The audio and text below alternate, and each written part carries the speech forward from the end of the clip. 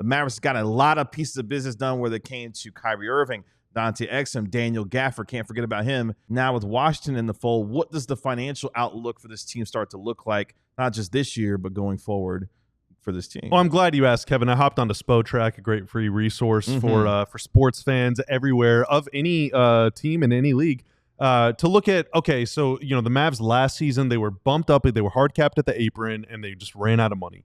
And then coming into this summer, part of the reason that Kyrie needed to take that slightly kind of a discount on his extension is to open up money under the apron for the Mavs to sign D'Lo. And so you have to worry about these financial restrictions and limitations. Obviously, you don't want to get to the second apron.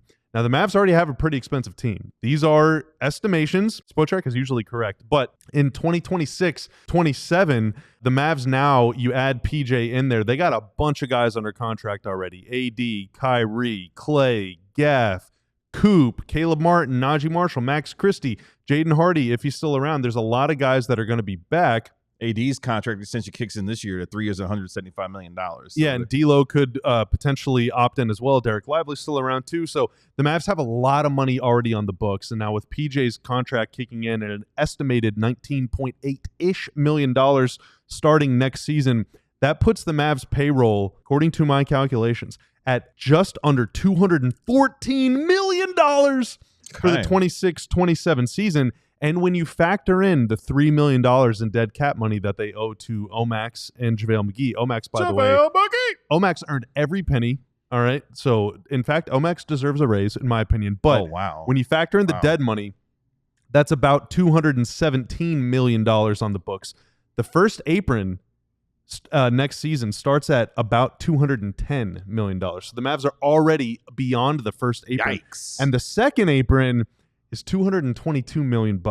So the Mavs are already about $5 million, if these numbers are correct, about $5 million under the second apron, and they also own their first round pick.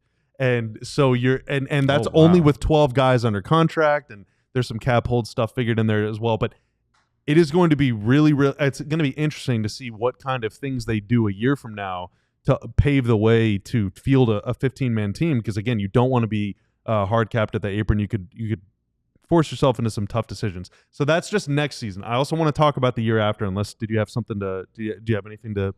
I was just saying real quick, I think that puts that much more pressure on not just this year, but the following season as well, to capitalize on trying to win a championship, because how long this roster could be together clearly seems to be up in the air given the financial situation they already find themselves in. Oh, yeah. And moving forward, that picture becomes even clearer because a ton of the team is under contract for 26-27, like we said, and that's the year, if Kyrie's back and all systems go, let's go for it. That next season, 2027-28, you got a lot of player options. And then the following year, 28-29, is the final year of Gafford's deal, the final year of Cooper Flagg's rookie deal. The only other player on the team besides those two that are guaranteed to be under contract in 28-29 currently is PJ. And his extension will carry him through the 29-30 season. So that's beyond Gafford's extension, beyond Coop's rookie deal. So, there's some long-term money to the Gafford, PJ, Coop kind of trio. I don't know if you would want to call it a core or whatever, you can. But otherwise... In what years does Anthony Davis and Kyrie Irving have their player options? For the 27-28 season. Okay. So those green years are player options. The bright red years are team options, which you have on the back end of rookie contracts, including Derek Lively, including Cooper Flagg, and also evidently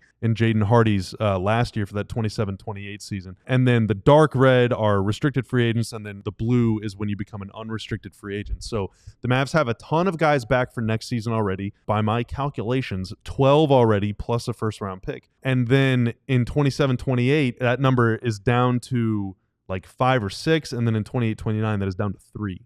So a lot of money is being spent on these guys, but only for the next year or two. And then essentially everyone can come off the books. And so, what Nico said about this 3-year window thing, that is real. That it's a real thing.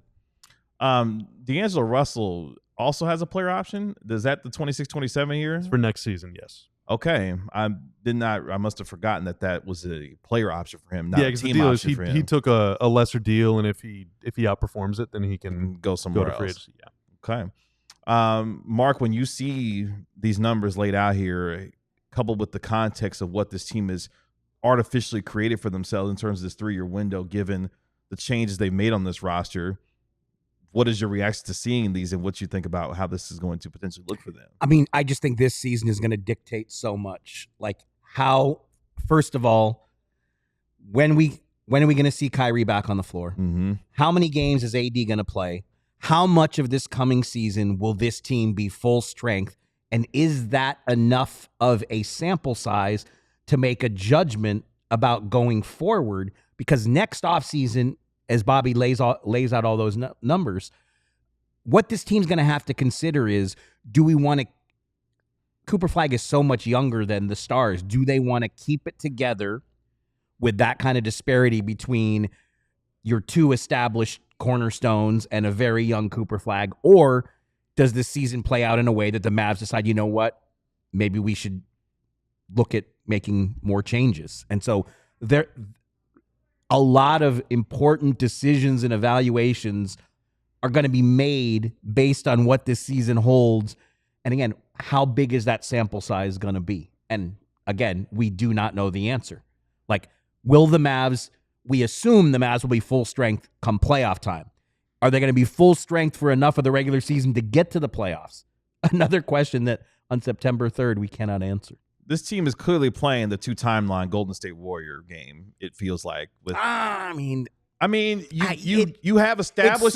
It's so easy to throw that out, but it's like you got established superstars in Kyrie and AD. They won the lottery and had the chance to draft Cooper Flagg. Like, that wasn't planned. I mean, no, I'm saying now that they do have Cooper Flagg, you are working in 2 timelines. You've got established superstars in AD and Kyrie here. I mean, maybe you are, or, does it, in the dream scenario would be that Kyrie and AD are so good together that it gives Cooper time to grow into the player that the Mavs need him to be. And then maybe that's the fairy tale pathway. That's precisely why just making him the point guard is I think it's just so easy to just kind of let him. Where is that even coming from? Like, Jake had said it on our show. No, I think he said he wanted to give him some point guard situations. I don't think Jay Kidd ever said, like, he's my one. Well, I mean, he said, let's make him uncomfortable. Yeah, in summer league. Like, I don't think he's going to say opening night, here's the ball. I mean, like. Which, I mean, I'm not going to lie to you. There's some Mavs fans that were like, hey, what the hell? Roll it out there, but Cooper is the one and see how you do. No, not from the jump. I mean, you got to let him ease into it. I agree. I agree with that too, but at the same time, that's why they've signed D'Angelo Russell and brought back Dante Exum, and why they turned Brandon Williams into a standard contract. I mean, they don't want to just have to go, Cooper, you were 12 days away from not even being eligible to be drafted if you were born 12 days later. Here, run our team. Doses of playmaking, I think, is probably the more reasonable expectation.